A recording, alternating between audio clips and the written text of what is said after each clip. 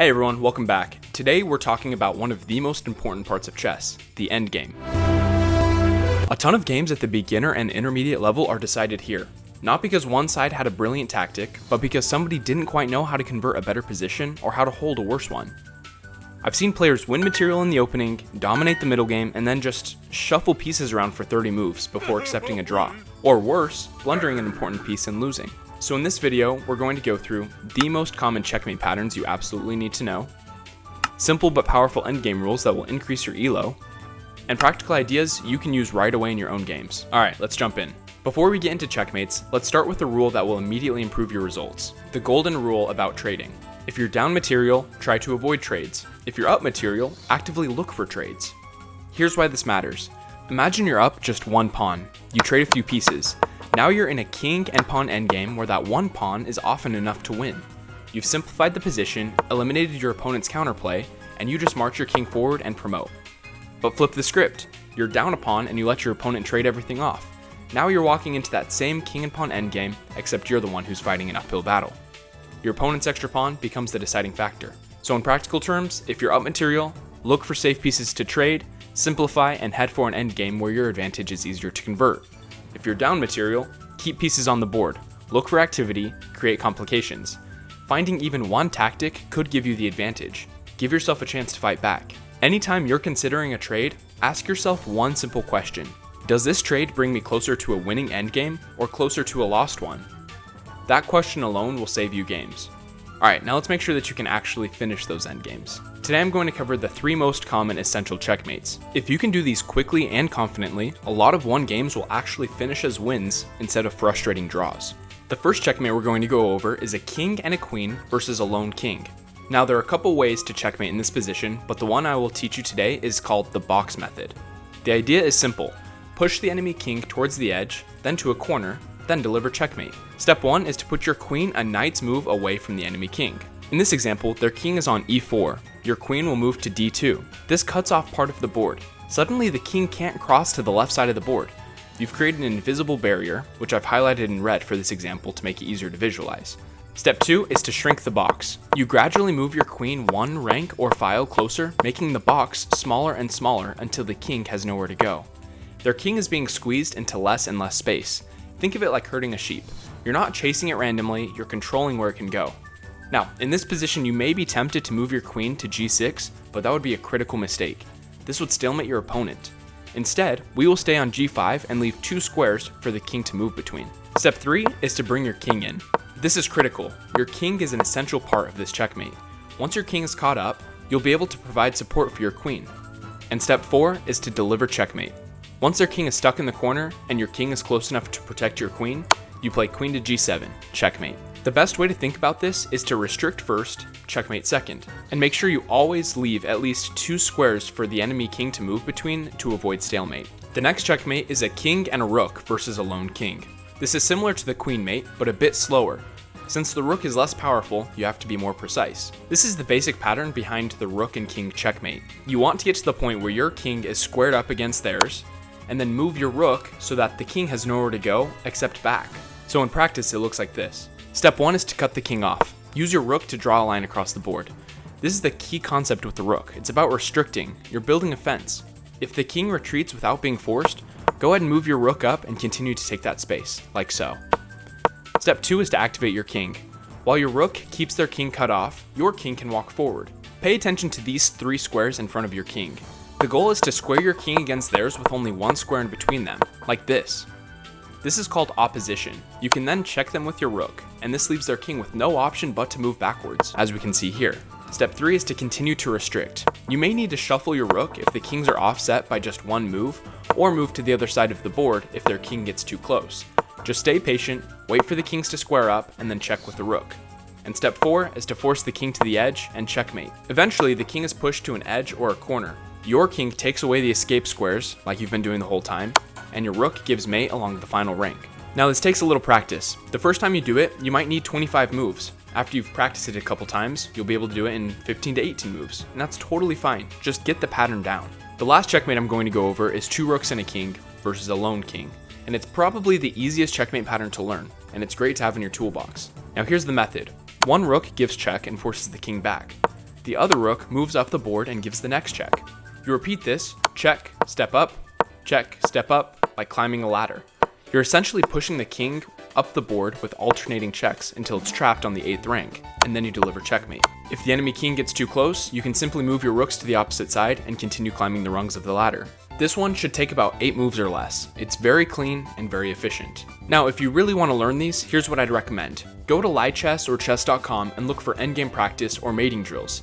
You can set up these exact positions and practice them until they're automatic. After even just one practice session, you'll have these locked in, and that means you'll never fumble a 1 endgame because you didn't know how to checkmate.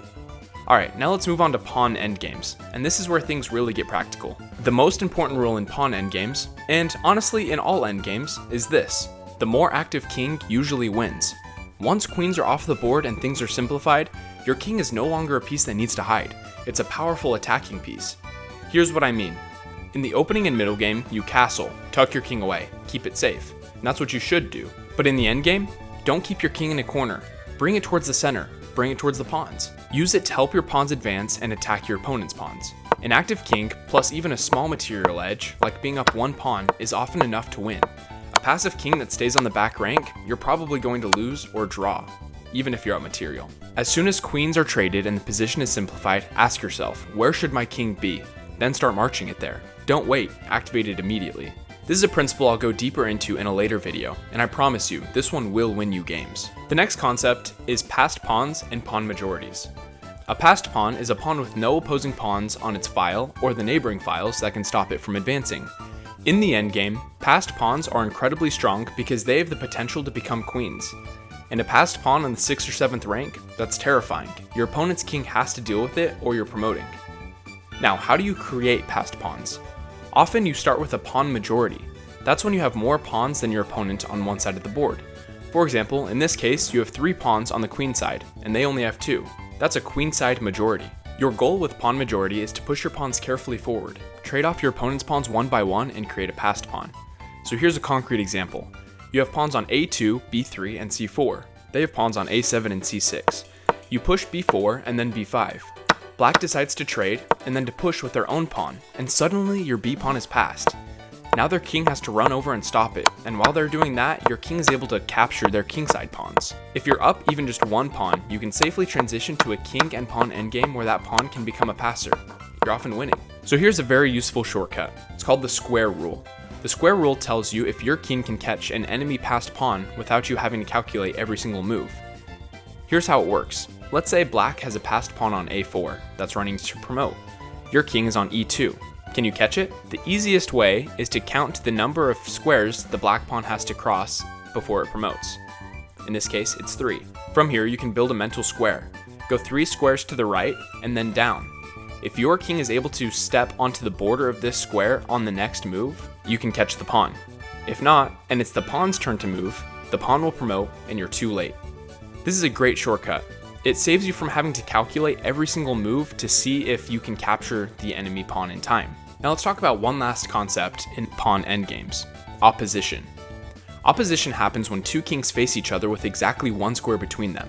For example, a white king on e4 and a black king on e6. There's 1 square between them, and that's e5. If it's black's move, black has to move away from e6.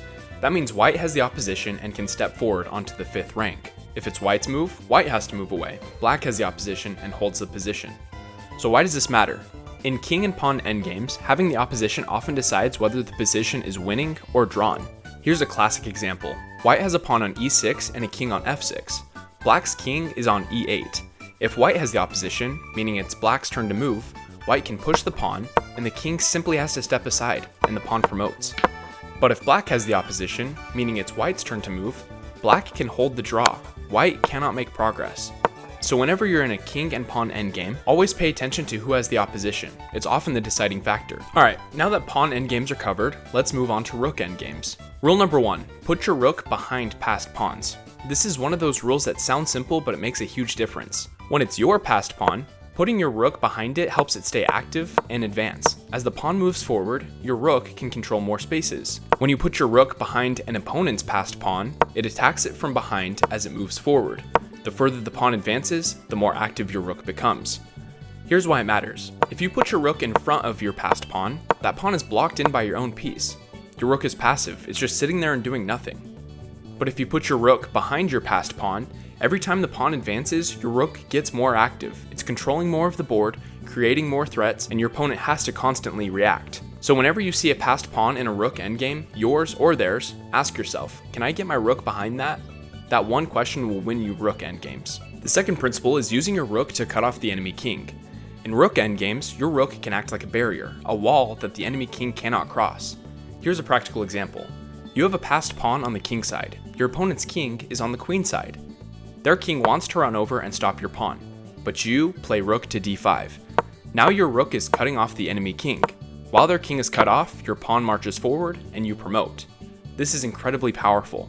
Whenever you have a passed pawn and a rook, look for a file or a rank where you can place your rook to block the enemy king from getting into the action. The enemy king is slow and your rook is fast. Use that to your advantage. And the third principle is that rook activity matters more than material. An active rook can be worth more than a passive rook plus an extra pawn. So, what is an active rook? It attacks pawns, it gives checks from behind, it cuts off the enemy king, or it's on the 7th rank attacking pawns from behind. What's a passive rook? It's stuck defending a pawn, or it's stuck in front of its own pawn blocking it, or it's just sitting there on the back rank with no real purpose. So the lesson, in rook endgames, don't just count pawns. Look at piece activity. Try to get your rook on open files, behind passed pawns, or on the 7th rank where it can attack pawns from behind. And if you ever have the choice between winning a pawn but making your rook passive, or keeping material equal but activating your rook, sometimes activating the rook is a better choice. Rook endgames reward activity above almost everything else. The last thing I'll leave you with is that endgames reward patience. One inaccurate move can turn a winning position into a draw, so don't rush. Take your time to improve your king position, improve your piece activity, and calculate pawn advances carefully. You don't need to play fast. Calm, methodical moves are usually enough to win. And remember, you're not trying to checkmate in 10 moves.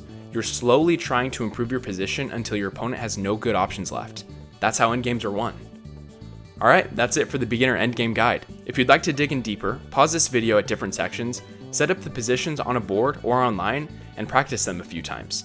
That's the fastest way to really lock these patterns into your brain. Let me know in the comments which type of endgame you feel least comfortable with right now. Pawn endgames, rook endgames, or certain checkmates. I'll make follow-up videos going deeper into whichever one gets the most requests. Thanks for watching, and I'll see you in the next one.